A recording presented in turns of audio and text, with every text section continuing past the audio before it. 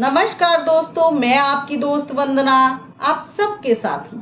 दोस्तों, हमारे आसपास कई प्रकार के लोग होते हैं। कुछ की आय अधिक होती है जो अपनी जरूरतों को अच्छे से पूरा कर पाते हैं, और कुछ लोगों की आय बहुत कम होती है जो अपने जीवन में आरामदायक चीजों को भी उपलब्ध नहीं करा पाते हैं।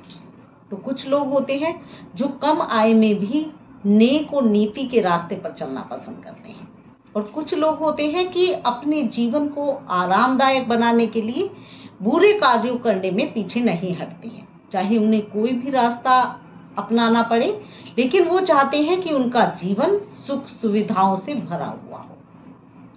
तो एक बार दो दोस्त थे, एक गांव में रहते थे। दोनों ने भैंस पाल रखी थी। दोनों दूध का काम किया करते थे। दोनों ही दूध को उचित मूल्य पर बेचा करते थे, जिससे उनके परिवार की सारी जरूरतें पूरी नहीं होती थी। वो जितनी भी आरामदायक सुख सुविधाएं हैं उनको अपने परिवार के लिए उपलब्ध नहीं करा पाते थे। तो एक दोस्त ने दूसरे दोस्त से कहा कि इस कम इनकम में हम अपने परिवार को सुख नहीं दे पाते हैं, हमें कुछ सोचना पड़ेगा। उसने कहा कि हमें आज से दूध में पानी मिलाना पड़ेगा, जिससे दूध की क्वांटिटी ज्यादा हो जाएगी और ज्यादा बिकेगा तो घर में ज्यादा पैसा आएगा। लेकिन पहले दोस्त ने कहा कि मैं ऐसा नहीं करूंगा, मैं लोगों के साथ धोखा नहीं करूंगा। जब मैं लोगों से पैसा लेता हूं, उचित मूल्य लेता हूं, तो मैं उन्हें अच्छा ही दूध बेचूंगा। तो दूसरे दोस्त ने कहा कि भाई तेरी मर्जी है, मैंने तो तुझे जस्ट एक सलाह दी है, अब तुम्हारे ऊपर डिपेंड करता है कि तुम मानो या ना मानो। तो पहला दोस्त हमेशा की तरह दूध में बिना पानी मिलाए ही ग्राहकों को ले जाकर बेचता, और जितना भी उचित दाम उसे मिलता उसी में अपनी परिवार का पालन पोषण करता था। जो दूसरा दोस्त था उसने दूध में पानी मिलाना शुरू कर दिया, जिससे दूध की क्वांटिटी और बढ़ गई, जिससे वो ज्यादा लोगों को बेचने लगा और दूध का मूल्य उतना ही था, घर में ज्यादा पैसा आने लगा। उससे उसने आरामदायक चीजें जो थी वो अपने परिवार के लिए इकट्ठा करने शुरू कर दी। कुछ समय के बाद और धन बचने लगा। फिर उसने सोचा कि मैं क्यों ना कुछ ऐसा करूं जिससे कि दूध और बढ़ जाए। तब उसने आगे सोचा कि मुझे एक भैंस और खरीद लेनी चाहिए।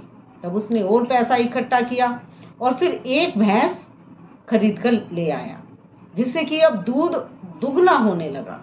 उसमें और पानी मिलाता, और ज्यादा लोगों को बेचता और ज्यादा धन कमाता।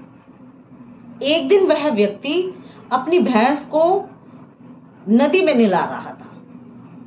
नहलाते नहलाते अचानक से उसकी भैंस जो थी वो नदी में डूब गई। तो वह रोने लगा, चिल्लाने लगा।